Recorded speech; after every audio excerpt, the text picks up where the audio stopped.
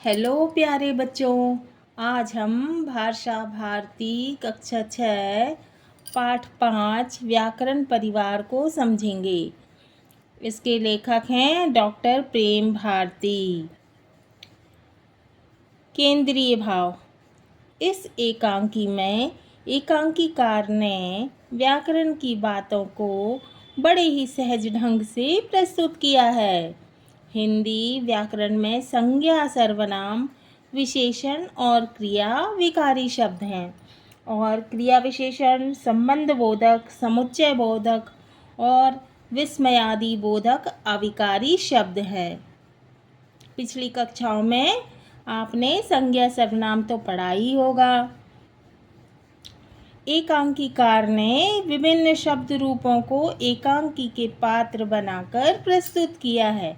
मतलब कि एक नाटक बनाया है, उसमें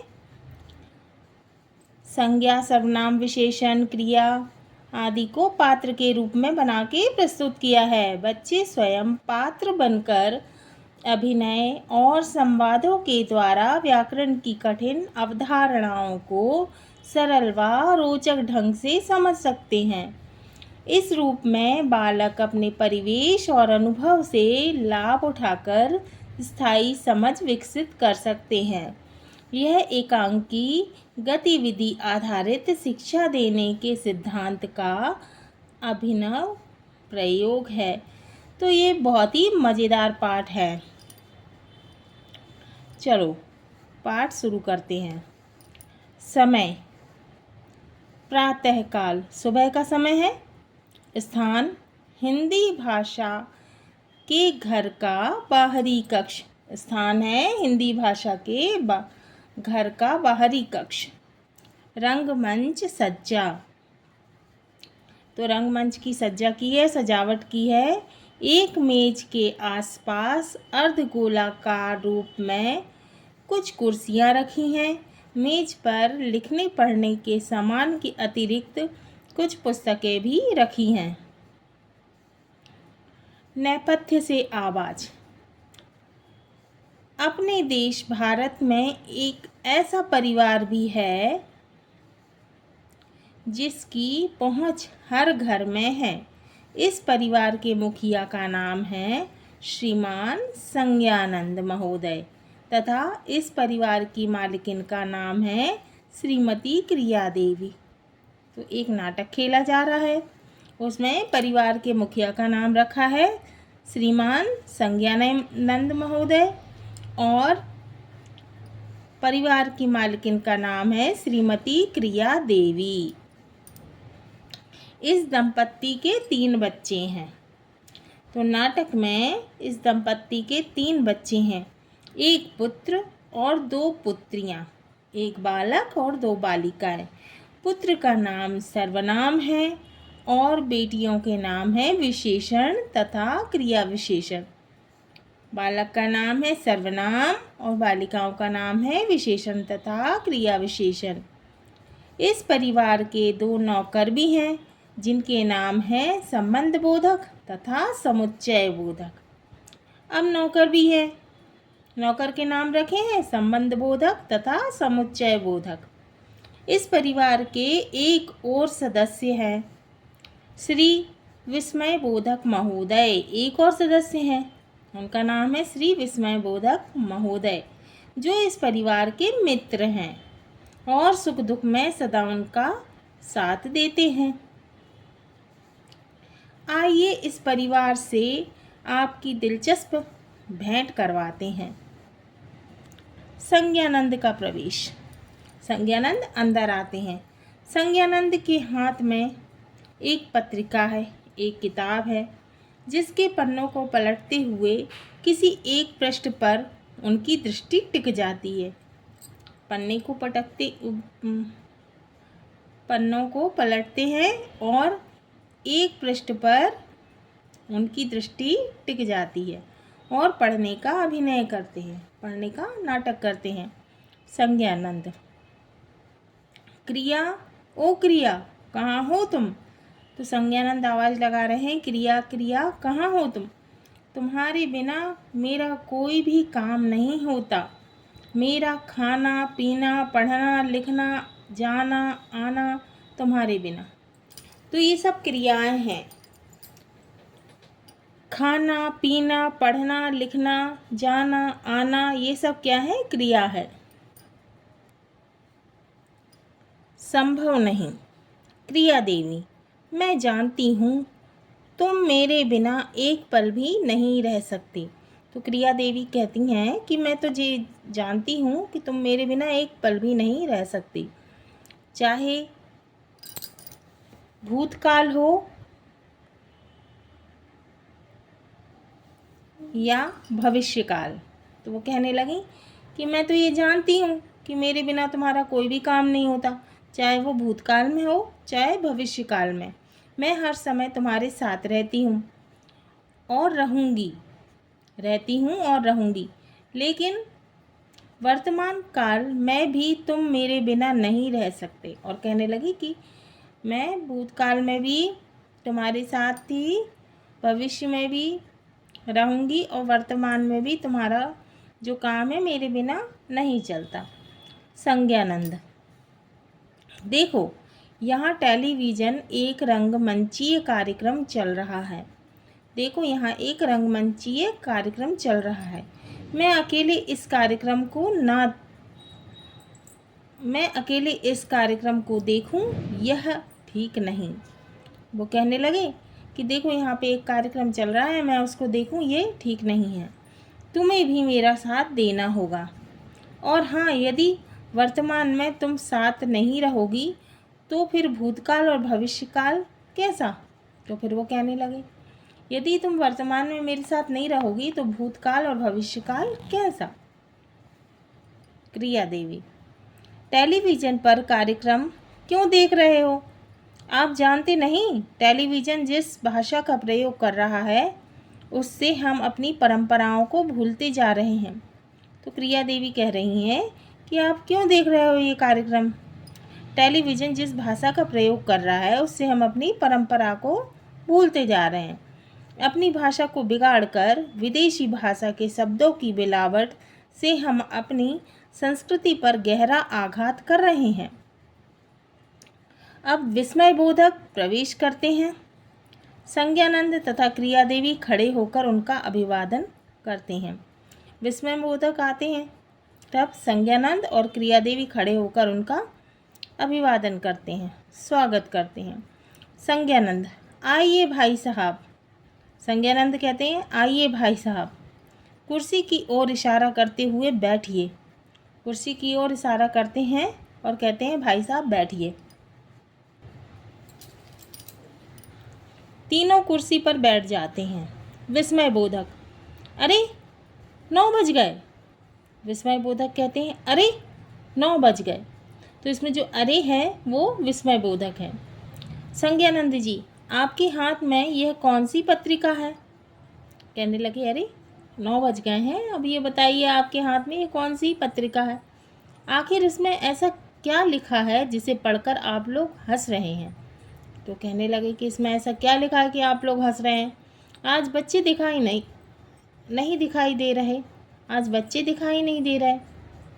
कहाँ हैं भाई साहब सब लोग? ये सन्नाटा क्यों पसरा हुआ है? कहने लगे, आज बच्चे नहीं दिखाई दे रहे, कहाँ गए हैं? तभी सर्वनाम विशेषण तथा क्रिया विशेषण एक एक कर आते हैं। तभी सर्वनाम विशेषण और क्रिया विशेषण एक एक करके आ जाते हैं। एक साथ सभी को प्रणाम करते हैं, आते हैं और सबको प्रणाम करते हैं। विस्मय बोधक, नमस्ते बेटा सर्वनाम। विस्मय बोधक बोलते हैं, नमस्ते बेटा सर्वनाम। कहाँ थे तुम कहाँ गए थे? क्या कर रहे थे अभी तक क्या कर रहे थे? बताओ तो। सर्वनाम, मैं परिवार में सबसे बड़ा हूँ ना, घर का सारा काम मुझे ही करना पड़ता है, सो वही कर रहा था। विस्मय बोधक, और हमारी दोनों बेटियाँ क्या कर रही हैं? तो विस्मय बोधक बोलते हैं कि हमारी बेटियाँ क्या कर रही हैं? विशेषण, मैं सर्वनाम की बहन हूँ। विशेषण कहती हैं कि मैं सर्वनाम की बहन हूँ। मेरे पिताजी और बड़े भाई सर्वनाम दोनों ही मुझे बहुत चाहते हैं। वो कहने लगी, मेरे पिताजी और मेरे बड़े भाई सर्वनाम दोनों मुझे बहुत चाहते हैं। दोनों की क्या तारीफ़ करूं? इनमें इतने गुण और योग्यताएं हैं कि उनको बताते बताते मेरे पास शब्द कम पड़ जाते हैं। तो वो कहने लगी कि दोनों में बहुत सारे गुण हैं, यदि बताऊंगी तो शब्द ही कम पड़ जाएंगे। विस्मय बोधक। और बेटी क्रिया विशेषण। विस्मय बोधक कहते हैं, और बेटी क्रिया विशेषण, तुम क्या कर रही थी? बताओ तुम क्या कर रही थी? क्रिया विशेषण, मैं अपनी माँ को बहुत चाहती हूँ। तो क्रिया विशेषण कहने लगी कि मैं अपनी माँ को बहुत चाहती हूँ। मैं तो अपनी माँ की इतनी प्रशंसा करती हूँ कि भैया और पिताजी को भी भूल जाती हूँ। तो वो कहने लगी कि मैं अपनी माँ की इतनी प्रशंसा करती हूँ कि भैया और पिताजी को भी भूल जाती हूँ। बस उन्हीं के काम में हाथ बटा रही थी, उनके काम में उनका साथ दे रही थी। विस्मय बोधक, तुम माँ के सामने पिताजी और भाई को भी भूल जाती हो, ऐसा क्यों बेटी? तो वो कहने लगे कि भाई तुम अपनी माँ को माँ के साथ काम में हाथ बटाती हो, तो तुम अपने भाई को और पिताजी को क्यों भूल जाती हो? क्रिया विशेषण, ये लोग मुझे नहीं चाहते, इसलिए इनकी प्रशंसा क्यों करूं? तो वो कहने लगी कि ये लोग मुझे चाहते ही नहीं हैं, तो मैं क्यों इनकी प्रशंसा करूं? तारीफ़ तो क्रिया की होनी चाहिए। तारीफ़ तो किसकी होनी चाहिए? क्रिया की होनी चाहिए। काम किस तरह किया जाए, क्या किया जाए, किस समय किया जाए, यह बात ही मैं माँ को बताती रहती हूँ। और सुनो, माँ के सभी कर्म सकर्मक थोड़े ही होते हैं। कभी हंसती हैं, कभी रोती हैं, कभी गप्पे लड़ाती हैं, यह भी कोई काम हुए? ये सभी अकर्मक हैं। तो वो कहने लगी, कभी हंसती हैं, कभी रोती हैं, कभी गप्पे लड़ाती हैं, यह भी कोई काम है? ये तो सभी कैसे हैं? अकर्मक हैं। विस्मय बोधक, बस बस बस बस ठीक है। सुनो भाई संज्ञानंद, आज तुम्हारे घर इसलिए आया हूँ कि लगता है तुम्हारा परिवार पर नियंत्रण नहीं रहा। विस्मय बोधक कहने लगे कि मुझे ऐसा लगता है भाई कि अब तुम्हारे परिवार पर नियंत्रण नहीं है। सर्वनाम विशेषण क्रिया विशेषण घर के कामों में इतने लगे रहते हैं कि समाज में इनकी पहचान लुप्त होती जा रही है। अभी अभी मैं रास्ते से मैं आ रहा था तो एक लड़की को यह कहते हुए सुना, मैं भी चलूँगा। तो लड़की क्या बोल रही थी कि मैं भी चलूँगा, तो ये तो गलत है। मैं भी चलूँगा, तुम अकेले नहीं। तो वो क्या बोल रही थी कि मैं भी चलूँगा, तुम अकेले नहीं जा सकते। क्या उसका यह कहना ठीक है? तो वो क्या ठीक बोल रही थी? पुरुष पुरुष की तरह बोलता है, स्त्री स्त्री की तरह। श्रीमान संज्ञानंद महोदय, आगे की क्या कहूँ? लोग अपनी भाषा में तुम्हें भी भूलते जा रहे हैं। आज मैं एक घर में गया था। वहाँ मैंने एक छोटी सी बच्ची से पूछा, बेटा बताओ गाय कहाँ खड़ी है? उसने कहा, मुझे क्या पता। फिर मैंने पूछा, बताओ काऊ कहाँ खड़ी है? उसने बताया, यह रही। तो मैंने पूछा कि भाई गाय कहाँ खड़ी है? तो उसने नहीं बताया। उसने कहा, मुझे क्या पता। लेकिन मैंने जब पूछा कि काऊ कहाँ खड़ी है, तो उसने बताया, यह रही। बताओ, यदि यही हाल रहा तो कौन किसी व्यक्ति वस्तु स्थान के बारे में सही सही बता पाएगा? आज मोहन सोहन नाम कहीं सुनाई नहीं दे रहे। पिंकू टिंकू चल पड़े हैं। मुझे तो डर है तुम्हारा खानदान ही बर्बाद होकर रहेगा। लोग भूल जाएंगे कि तुम्हारा असली खानदान क्या है। संज्ञानंद बोले, कैसे भूल जाएंगे? मैं जानता हूँ, मेरा वंश संस्कृत भाषा से चला है। तो वो बोलने लगे कि भाई कैसे भूलेंगे, मेरा वंश तो संस्कृत भाषा से चला है। संस्कृत भाषा इस देश की सबसे प्राचीन भाषा है। तो संस्कृत भाषा सबसे प्राचीन भाषा है, जिसका व्यवहार ऋषि मुनि, विद्वान, कवि सभी करते रहे हैं। इसे देवभाषा भी कहा जाता है, तो इसे देवभाषा भी कहा जाता है। उसकी संतानें प्राकृत भाषा एवं पाली भाषा के रूप में प्राप्त होती हैं। तो उसकी संतानें प्राकृत भाषा और पाली भाषा के रूप में प्राप्त होती हैं। प्राकृत भाषाओं में ही अपभ्रंश भाषा का जन्म हुआ। कहते हैं अपभ्रंश भाषा का अर्थ है बिगड़ी हुई भाषा। अपभ्रंश भाषा किसे कहते हैं? जो बिगड़ी हुई भाषा रहती है उसको अपभ्रंश भाषा कहते हैं। यह नाम विद्वानों ने रखा था, लेकिन मैं जानता हूँ अपभ्रंश लोक भाषा के रूप में विख्यात थी। इसी अपभ्रंश से हिंदी का विकास हुआ है। अपभ्रंश भाषा से ही हिंदी का विकास हुआ है। विस्मय बोधक, यह तो ठीक है श्रीमान संज्ञानंद जी। तो विस्मय बोधक बोलने लगे कि ये तो ठीक है श्रीमान संज्ञानंद जी, आप एक ऊंचे खानदान से हैं, लेकिन आपका नाम हिंदी कैसे पड़ा? क्या कुछ बताएंगे? तो बोलने लगे कि हाँ, आप तो ऊंचे खानदान से हैं, आपका नाम हिंदी कैसे पड़ा, कुछ बताएंगे संज्ञानंद? मैं जानता हूँ तुम क्या कहना चाहते हो।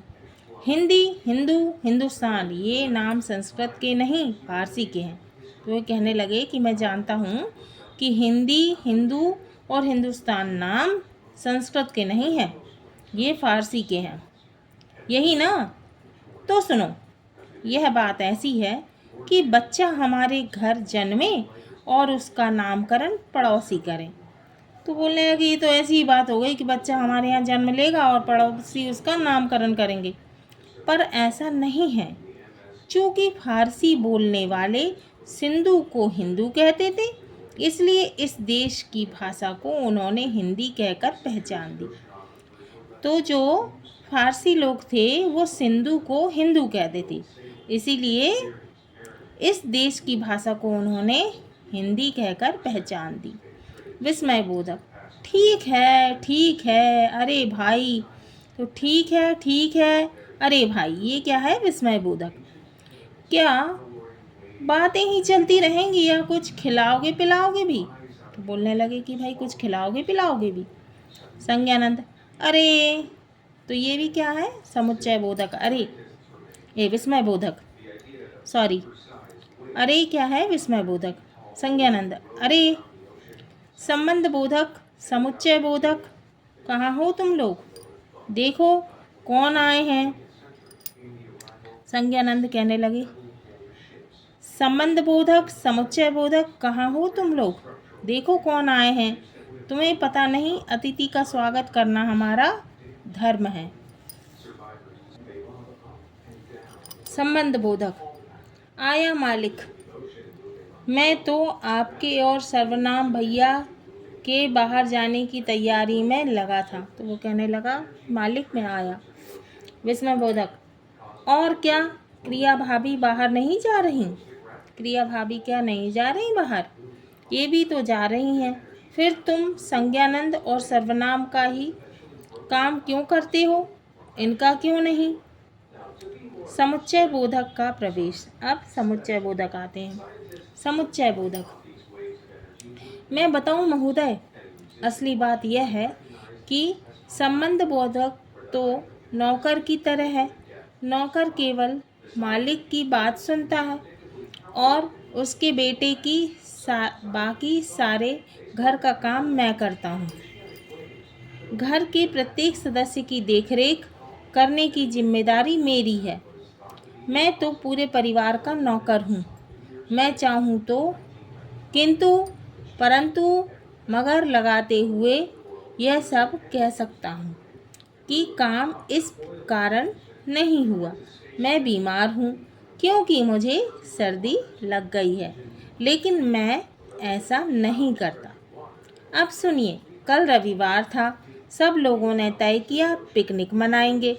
मैं तैयारी में लग गया, लेकिन अचानक वर्षा हो गई। वर्षा लगातार होती गई, इसलिए मुझे सर्दी लग गई। विस्मय बोधक, विस्मय बोधक बोलते हैं बस बस बस करो भाई। भाई बस भी करो। तुमने अपनी पहचान भी इस तरह बता दी। और, तथा, लेकिन, अथवा, इसलिए, नहीं, तो, क्योंकि यह सब कहना तो तुम्हारी आदत में शुमार है। किसमें है? समुच्चय बोधक में। भाई वाह!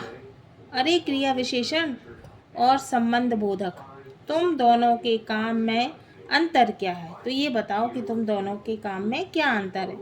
मुझे लगता है जैसी तुम माँ की सेवा करती हो वैसे ही संबंध बोधक संज्ञानंद और सर्वनाम की सेवा करता है।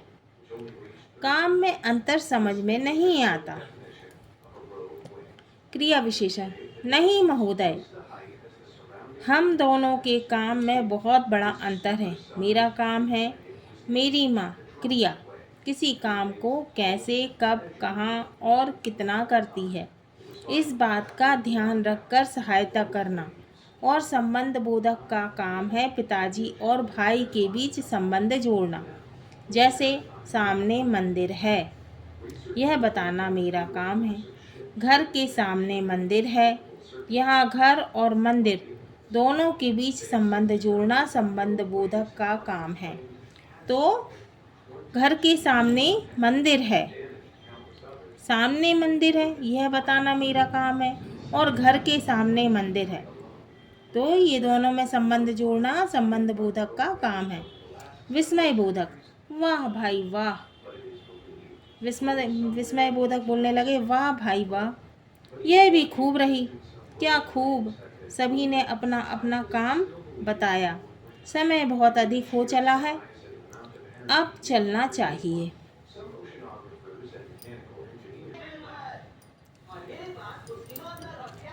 सर्वनाम विशेषण, क्रिया विशेषण विस्मय बोधक के पैर छूते हैं। विस्मयादि बोधक, जीते रहो, दीर्घायु हो। सुनो, जाते जाते मैं सभी को एक सलाह देता जा रहा हूँ। ध्यान रखना बेटा, सर्वनाम, लिंग, वचन और कारक, ये तीन तुम्हारी शक्तियाँ हैं, इनका ध्यान रखना। मैं पढ़ता हूँ, मैं पढ़ती हूँ, हम पढ़ते हैं, मैं पुस्तक से पढ़ता हूँ, माँ कपड़े सिलती है, इन सभी वाक्यों में लिंग, वचन और कारक की समानता है। यह परंपरा खत्म नहीं होनी चाहिए। बेटी विशेषण, ध्यान रहे तुम्हारा काम सुंदर, अधिक सुंदर, सबसे सुंदर होना चाहिए। ऐसा ना हो कि तुम्हारा काम खराब, अधिक खराब और सबसे खराब होता जाए। तुम्हें समाज के सामने आदर्श रखना चाहिए कि अपना लक्ष्य महान, महानतर और महानतम हो।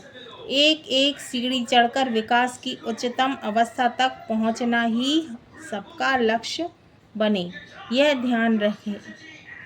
तो बच्चों, ये पाठ व्याकरण परिवार पूर्ण होता है। इसके बाद हम शब्दार्थ और अभ्यास प्रश्न करेंगे। बच्चों, अगले वीडियो में हम पाठ 5 व्याकरण परिवार के प्रश्न उत्तर अभ्यास प्रश्न करेंगे।